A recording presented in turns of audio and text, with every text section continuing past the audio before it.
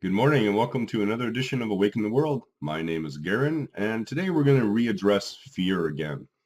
And the reason we're doing so is this is a prevalent thing that keeps coming up is the fear of ego. And fear is always based, of course, on a perceived future. And that, of course, is a thought process alone. Future hasn't actually manifested yet. And yet we're not afraid of the future. We're afraid of our thoughts about the future. And this is where the differentiation always has to be made. I'm going to go back to a movie, a cult classic that I actually enjoyed. A lot of people didn't and gave it bad reviews, but that was Frank Herbert's Dune. And in the story of Dune, the main protagonist, Paul Atreides, he's the Duke's son. He has to face a test to see if he's truly human, and it involves his ability to control his fear and his own mind.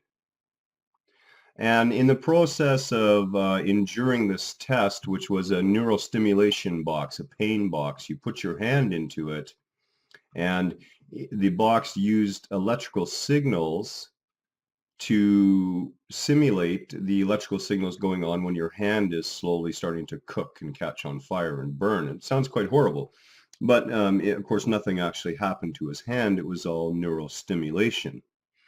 And there is a mantra or a phrase that he keeps repeating over and over in his head as he's going through this, and it is, "Fear is the mind killer. It is the little death that brings total obliteration. I will face my fear. I will permit it to pass over me and through me. Fear is the mind killer. It is the little death that brings total obliteration. I will face my fear. I will permit it to pass over me and through me." And I'm going to just point this out, as I've said many a time. Throughout the entirety of history, in every movie, in every book, in every form, there are messages. And here's another case where there's another profound message. And actually, Dune is filled with them. When you watch Dune from a more awakened perspective, the messages just become clearer and clearer and clearer. So, it goes without saying that every day we are given these sublime messages, every day in every moment of our existence. And if that isn't enough to quell that little four-letter F word running around in our head, well, there's a lot more to come. There's a lot more we can talk about that, okay? Fear only exists in a future totally based on our thoughts about that feared future. As I've said, it cannot exist in the present moment. What is it we are afraid of? We are afraid that our thoughts will become manifest. And here's the interesting thing. What we spend our time thinking about, we create. So we can very easily get caught into the cycle where we say, well, you know what? I was afraid of that in the past and I worried about it all the time. And sure enough, it came true. And I would pose to you this. The next time you think you have to worry about or be afraid or fear something, don't. Do anything but that. Change your thoughts. Change your thoughts about what you think about it. Change those, and your feelings about it will change right along with that. Give it a try. It only exists in our mind. Fear has never jumped up out of a bush anywhere and attacked anyone. It's not true. But as Paul Atreides' little mantra says, we're going to dissect that for a minute here, okay? Fear is the mind killer. It freezes us. We don't want to take action because we're afraid of the action that we're going to take is going to lead to the wrong result. And all of that is in our own mind, and yet we can allow it to paralyze us in our lives, to keep us still, spinning our wheels in one place, looking furtively ahead, and praying every decision we are forced to make that it is the right decision. There are no wrong decisions. I posted a little remix Enigma video that I found, and Enigma is a group that, it is my favorite group. Their lyrics are amazing. I grew up with their lyrics in a lot of ways. And I still listen to their music today for its meditative quality and the words of wisdom that keep getting repeated to me over and over and over again. Your journey becomes a great journey of love. That's the truth of things. The perceived you having a journey here, it is a journey of love. It is a journey, a great journey of consciousness expressing itself in the universe to look back upon the magnificence of the whole, to be able to experience beauty, to be able to experience joy, to be able to experience sadness and loss. These are all part of it. When we learn to no longer be afraid, when we learn to stay more present, we cease to find the ups and downs of life. So it's not this big, high wave top, low trough, high wave top, low trough. We begin to sail on a smooth sea. And when storms come up, sometimes we just ride the storm just for the fun of it. And sometimes we'll sail around. It only exists, that fear is not the truth, but we can choose to use it as a catalyst for awakening, for conscious growth. We can recognize this fear in us, recognize we're no longer present, recognize we're projecting thoughts into the future, literally projecting creations into the future, and stop it. Take a few deep centering breaths. Return to the present moment. Allow your senses to relay all the information going around you without labeling in just a few seconds of stillness. Fear cannot live here. Fear only exists in some perceived future of your mind. When we walk through that dark shadow and into the light on the other side, we find that that fear was not what we thought it was. And this is very freeing. And as I've said to my wife, because my wife said, you're the only person I know who is truly fearless. And I said, well, we are all truly fearless. It's only the little self that's afraid. And you can move past that. Every time you walk through a fear, every time you speak your truth, even if your hands are trembling while you're doing it, you're dissolving some of that fear. You're dissolving some of that propensity for your mind to project itself into the future and create more fears. And the secret is to understand that your journey is a great journey of love, of divine love. You cannot make mistakes. You cannot. Hitler didn't get condemned to hell.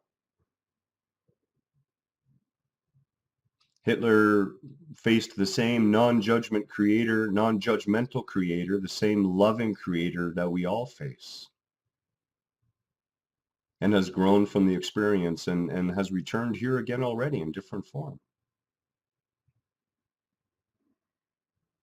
There is no wrong.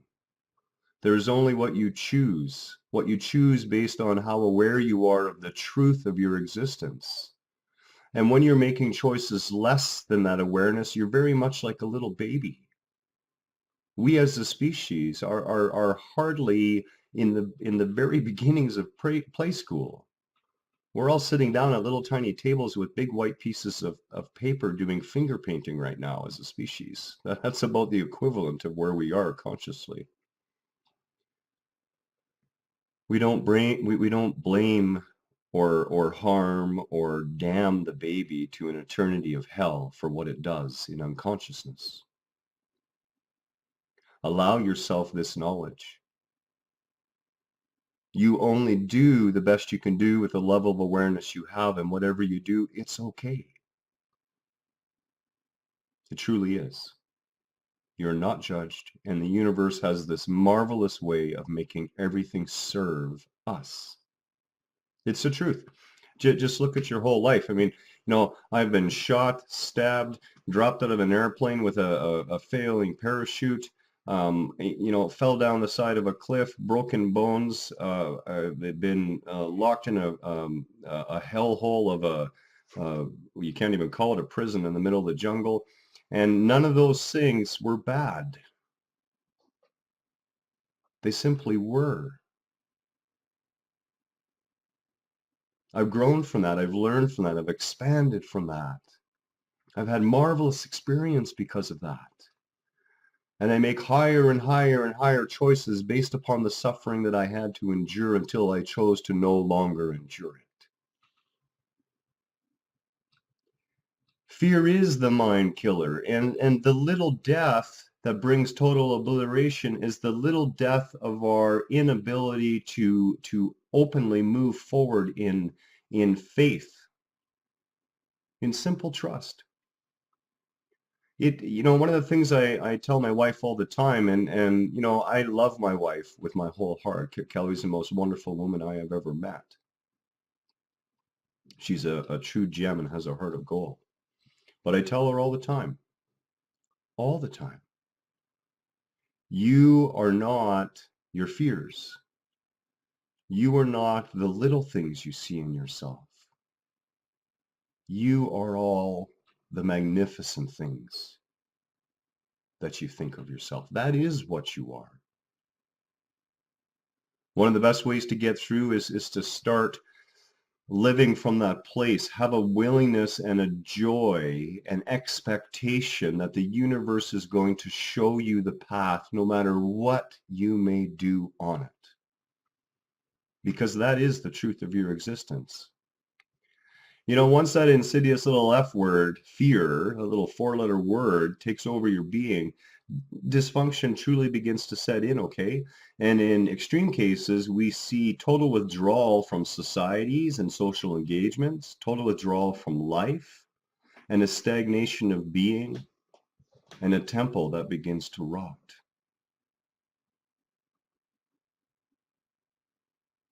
You don't need to do this. Facing our fears, allowing that fear to wash over you and pass through you to simply step sideways out of the way of it and not give in to it, is the only path through fear. We can't back up, because as soon as we begin backing up, we get into guilt. And guilt is just like fear, except it's all based on the past. It's all negative as well, the same as fear. And you need to remember that in your deepest fear, that your ego is lying to you. Now, we're not talking about the internal instinctive fear of when a large hungry mountain lion hops down in front of you and you have an opportunity to run and get away that you probably shouldn't, although running away from a mountain lion is usually the best way to get at. But you know my point. We're talking about the manufactured fears. Now, we have to understand the difference between fear and our intuitive internal energy field that lets us know when someone we're coming up into conversation with or into contact with is someone who, may perhaps mean to do us harm. We can feel that inside in our gut, and that's a totally different feeling from fear. It doesn't begin in thought. It begins the other way around, and you have to be aware of it. You have to be aware that instead of having thoughts about those things which you fear, which will generate feelings of fear and confusion and an inability to move forward, our intuitive energetic reaction to contact with someone else or a situation can generate a vibration inside of us that leaves us uneasy. And then we will pick that up at a thought level and begin to process thoughts about it. That's a different story. And we do have to be aware of the difference of the two, okay? When it comes to fear, it really comes down to this. You simply have to walk through it, no matter what you may feel or think in your egoic state of being. There is nothing to fear except fear itself. Much love and namaste, and we will talk again soon.